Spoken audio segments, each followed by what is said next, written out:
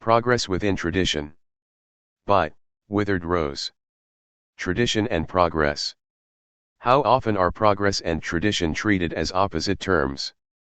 It is not only Jacobins that do this, painting, as they do, tradition as an impediment to progress, but a large portion of people who would self-identify as on the right, also agree on the mutual exclusivity of these terms. With the popularization of Ted Kaczynski, whose MK Ultra background does not seem to bother people, the phrase return to tradition being plastered everywhere, and the conceptualization of reaction as the desire of reinstating feudal monarchy, the right has done as much damage to the idea of tradition as the left. Although I rarely use the terms anymore, not because I reject them, but because I fear fandom, I am a traditionalist and a reactionary, and it because I am so that I believe tradition and progress are complementary terms, and, in fact, that you cannot have tradition without progress, nor progress without tradition. For this reason, I do not deny myself the label progressive.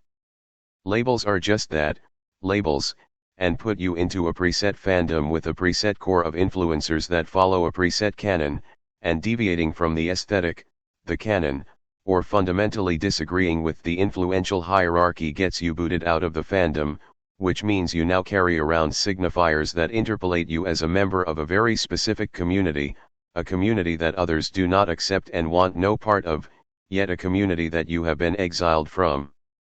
This is why fandoms produce so few pieces of new wisdom. Anything genuinely new, be it a new interpretation of a text, aesthetic, or mode of praxis, threatens a fandom, and thus must be expelled. Without making this a post about fandoms, you can begin to see why the Tavistock Institute, an enemy organization if there ever was one, is so interested in their proliferation. What is tradition? This is already framing the question wrong. There are many traditions that, while sharing a common structure, are nevertheless different things. To speak of tradition as if it is a thing, is to obfuscate what it is, and once it has been obfuscated, then, and only then, can it become the opposite of progress. We must ask, what is a tradition? A tradition, to quote Alasdair MacIntyre, is an argument over time. What argument? The answer to that will determine what tradition is being talked about. Christianity is a tradition whose argument is over who is Jesus Christ. Who is an American, and what is he owed, is the fundamental argument in the American tradition. Science, too, is a tradition in these terms. Biology's argument is what is life, and how did it originate? These arguments are over time, meaning that there is an ongoing investigation into the thesis and its defense against opposing traditions and dissent from within its own walls. Christianity has had to argue its answer to who is Jesus Christ against Jews, pagans, and Gnostics at first, then the major heresies the ecumenical councils were convened in response to, against Islam, and now against various atheistic challenges to the faith. In Christianity's historical argument, which is to say in the Christian tradition, the essentials of the faith had to be reformulated to answer specific challenges. Against Arius, Greek philosophical language, particularly homoousios, was employed. Using a technical Greek philosophical term did not alter the Christian faith, as it expressed the truth in the Gospels that Christ is of the same essence of the Father, but it allowed the Church to add a degree of specificity to its previously held teaching, a degree of specificity that Arians could not wiggle out of. In the American tradition, each time a judge decides a case, he, or she, is answering the question, who is an American, and what is he owed? Marbury v. Madison and Dobbs v. Jackson, while 219 years apart, and dealing with very different questions, the question behind the questions of judicial review and abortion are, nevertheless, constitutional questions, and constitutional questions are those questions which ask, what is owed to Americans, and implicit in answer to this is a conception of who is an American. Our examples of Christianity and the American tradition show two types of conflict, those of intertraditional conflict and extra-traditional conflict. With American judicial decisions, the question who is an American and what is he owed, is being asked from within the American tradition. It is a quest of self-understanding. In the case of Christianity, we looked at extra-traditional conflicts between the Christian tradition and those opposing it.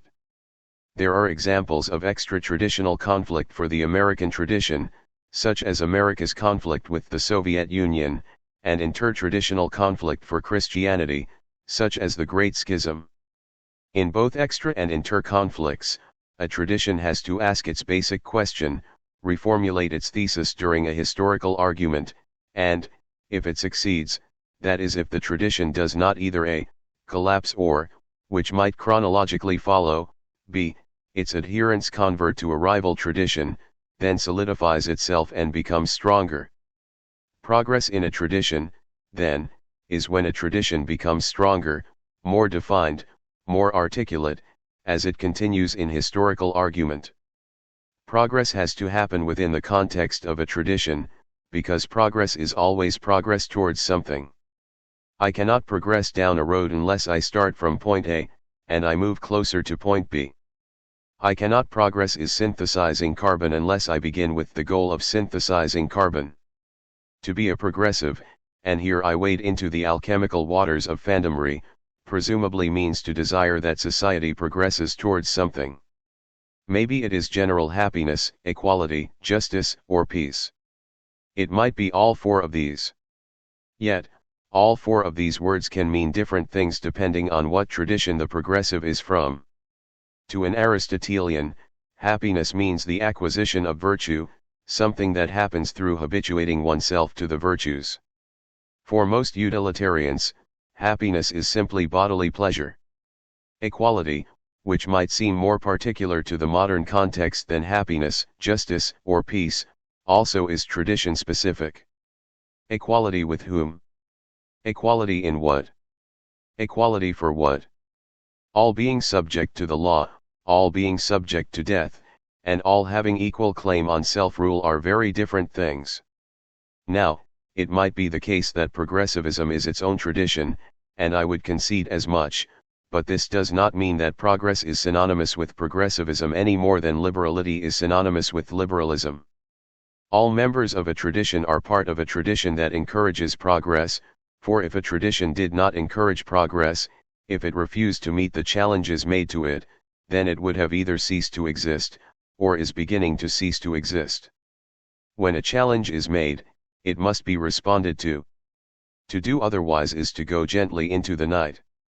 Diagnosing why tradition is so widely misunderstood would be tricky, since each answer would bring up another question. Presumably the right's misunderstanding of tradition is linked with the left's, and both their misunderstandings has something to do with education and so on. Acknowledging that the chain of causes goes back rather far, and that my best guess, I think it might be the X Club, is only a guess, let's try and give an answer for the right's misunderstanding. When I say the right I mean, and I only mean, that portion of people who get their politics from the internet, be it podcasts, blogs, or forums, and who have been shaped heavily by the rise and fall of the alt-right, and then of Donald Trump. Having been around the alt-right since 2015, as an observer, mind you, I have been keeping track of the literature being promoted. Not all members of the right have read the canonical texts, Evola, Spengler, Junger, Benoist, Francis, Carroll, Moldbug/Yarvin, Hoppe, etc., but all members, to one extent or the other, live out these texts. The familiar ear can trace back ideas on podcasts to these texts, as the familiar eye can do the same on forums. This is not to say no new ideas crop up, there are some notable exceptions. Blood Satellite is a great podcast I highly recommend, but is to say that a canon shapes its community. Looking at just the names I presented, the authors are either post-romantics who believed that traditional ways of living, already a suspect phrase, what, which tradition, are long gone. Junger, Carroll, and Benoist thought that tradition is something static and needed to be reinstated. Note how tradition has been made into a thing, or the author is simply not interested in the question.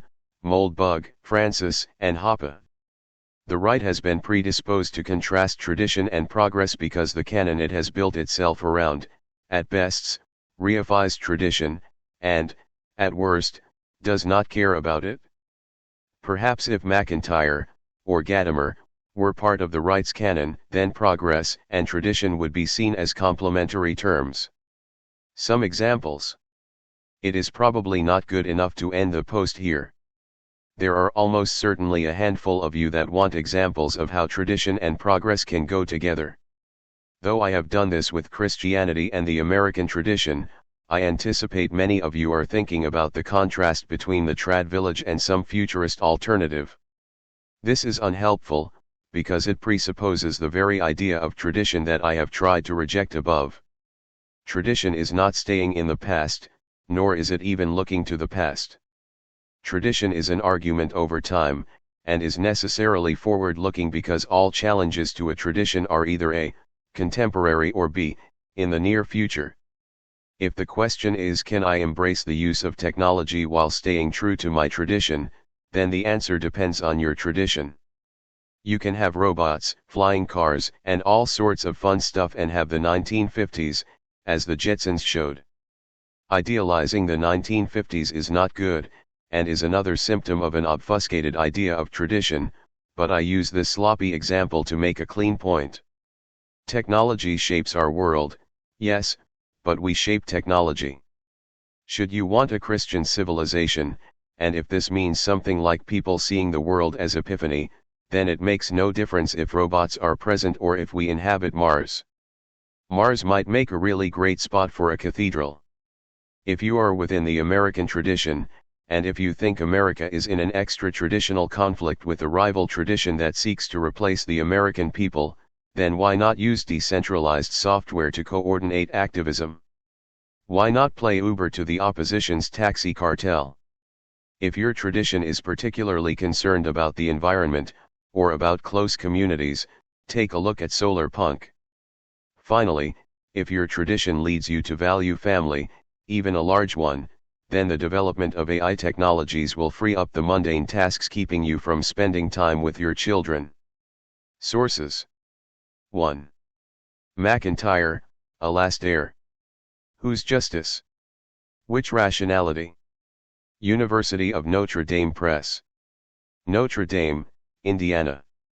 2014-12.